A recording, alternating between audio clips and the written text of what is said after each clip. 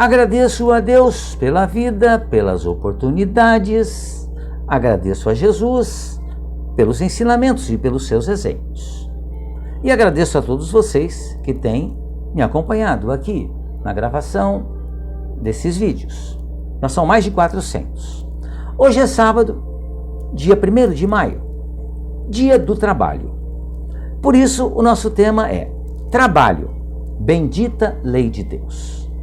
A homenagem ao Dia do Trabalho remonta ao dia 1º de maio do ano de 1886, quando uma greve foi iniciada na cidade americana de Chicago, com o objetivo de conquistar condições melhores de trabalho, principalmente a redução da jornada de trabalho diária, que chegava a 17 horas, queria uma diminuição para 8 horas. Nessa manifestação, houve confronto com policiais, o que resultou em prisões e morte de trabalhadores. Seria esta uma manifestação que serviria de inspiração para muitas outras que se seguiria. Essas lutas de trabalhadores não foram em vão. Os trabalhadores de todo o mundo conquistaram uma série de direitos e em alguns países tais direitos ganharam códigos de trabalho e também estão sancionados por constituições, como é o caso do Brasil. As leis trabalhistas estão na nossa Constituição. Encontramos no livro dos Espíritos um capítulo dedicado especialmente a essa lei, a lei do trabalho, que é uma bendita lei de Deus. Na questão 674, Kardec pergunta se a necessidade do trabalho é uma lei da natureza. Respondem os Espíritos que o trabalho é uma lei da natureza, sim. E por isso mesmo é uma necessidade. A civilização obriga o homem a trabalhar, mais, porque aumenta as suas necessidades e os seus prazeres. Só devemos entender por trabalho as ocupações materiais? Não. O espírito também trabalha como o corpo. Toda ocupação útil é trabalho. Toda ela. Né? Antigamente, né? Quando o papel da mulher na sociedade era menor do que hoje, muito embora tivesse a mesma importância, mas poucas mulheres trabalhavam fora da sua casa, trabalhavam dentro de casa. E como se trabalha dentro de casa? Ela costumava dizer, né, ao se fazer uma ficha, alguma coisa assim, perguntava-se para ela, você trabalha? Não, eu não trabalho, eu sou doméstica. Né? Ou seja, trabalhava muito mais do que o próprio marido, porque o trabalho dentro de casa, ele não se restringe a 8 horas diárias. O trabalho profissional se restringe a 8, em alguns casos a 6 horas diárias.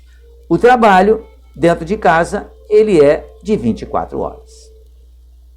Seguindo no Livro dos Espíritos, porque o trabalho ele é imposto ao homem, é uma consequência da sua natureza corpórea. É uma expiação e, ao mesmo tempo, um meio de aperfeiçoar a sua inteligência. Sem o trabalho, o homem permaneceria na infância intelectual. Eis porque ele deve a sua alimentação, a sua segurança e o seu bem-estar ao seu trabalho, à atividade que ele desenvolve. Às pessoas que têm o corpo franzino, Deus concedeu a inteligência para o compensar, mas é sempre trabalho. Claro, o Livro dos Espíritos foi escrito há 164 anos atrás. As suas lições servirão para todo o sempre. Mas naquela época, o trabalho braçal era o que mais existia. Hoje ainda temos muito trabalho braçal, mas hoje, em determinadas regiões do planeta, trabalha-se muito mais com a própria inteligência. Eu, nesse momento, faço um trabalho usando a inteligência, usando uma máquina, um aparelho, que é o meu celular, inventado pela inteligência do homem. É pesado fazer um trabalho, fisicamente falando, é pesado você fazer um celular? Não, mas intelectualmente exige um esforço muito grande. Uma outra questão interessante, porque a natureza provê por si mesma a todas as necessidades dos animais? Diz os Espíritos que tudo trabalha na natureza. Os animais trabalham, como você também. Mas o trabalho dos animais como a sua inteligência é limitada apenas aos cuidados da sua conservação.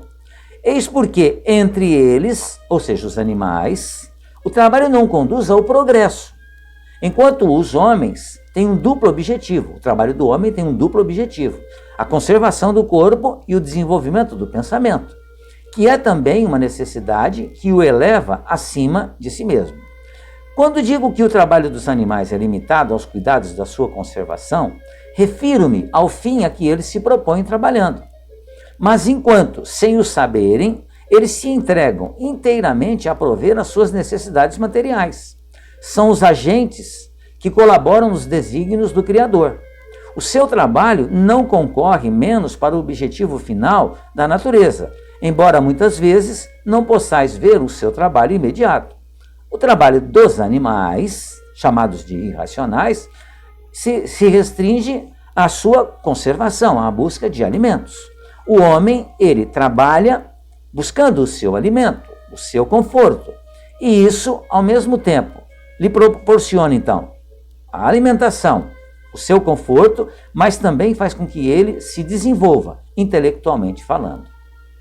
E nos mundos mais aperfeiçoados, o homem é submetido à mesma necessidade do trabalho? A natureza do trabalho, ela é sempre relativa à natureza das necessidades. Quanto menos necessidades materiais, menos trabalho material, naturalmente. Mas, de qualquer modo, nos mundos superiores, os espíritos continuam trabalhando do mesmo jeito. O homem que possui bens suficientes para assegurar sua subsistência, ou seja, a pessoa que nasce rica, ela está livre da lei do trabalho? Do trabalho material, talvez, mas não da obrigação de se tornar útil na proporção de seus meios, de aperfeiçoar a sua inteligência ou a dos outros, o que é também um trabalho. Se o homem, a quem Deus concedeu bens suficientes para assegurar sua subsistência, não está obrigado a comer o pão com o suor da sua fronte, a obrigação de ser útil a seus semelhantes é tanto maior para ele quanto a parte que lhe coube por adiantamento, se lhe der maior lazer para o bem. Não há homens que estão impossibilitados de trabalhar, seja no que for, e cuja existência é inútil? Deus é justo e só condena aquele cuja existência for voluntariamente inútil, porque esse vive na dependência do trabalho alheio. Ele quer que cada um se torne útil na proporção das suas faculdades. Então existem irmãozinhos nossos que, em razão daquilo que fizeram, através da lei de liberdade, do livre-arbítrio, o que fizeram em reencarnações anteriores foi tão brutalmente contra as leis de Deus, houve tanta perversidade e crueldade nas suas ações, que eles nascem com um corpo físico, que não lhes proporciona a menor possibilidade de fazer nenhum tipo de trabalho. Nem mesmo conseguem raciocinar, porque até mesmo o cérebro fica sem condições para que ele faça, então, contato com o mundo exterior. E esses são, certamente, servidos por outros que têm essa condição. Mas essa situação é inútil? De modo nenhum, porque ele está passando por uma expiação, que vai ser muito útil para ele nas próximas reencarnações. A lei da natureza, ela impõe aos filhos a obrigação de trabalhar para os pais? Certamente, como os pais devem trabalhar para os filhos. Eis porque Deus fez do amor filial e do amor paterno um sentimento natural, a fim de que, por essa afeição recíproca, os membros de uma mesma família sejam levados a se auxiliarem mutuamente. É o que, com muita frequência, não se reconhece em vossa atual sociedade. Então, a pergunta, a lei da natureza impõe aos filhos a obrigação de trabalhar para os pais? Certamente que sim. Naturalmente que nós, até um determinado tempo, somos servidos pelos pais. Eles cuidam de nós.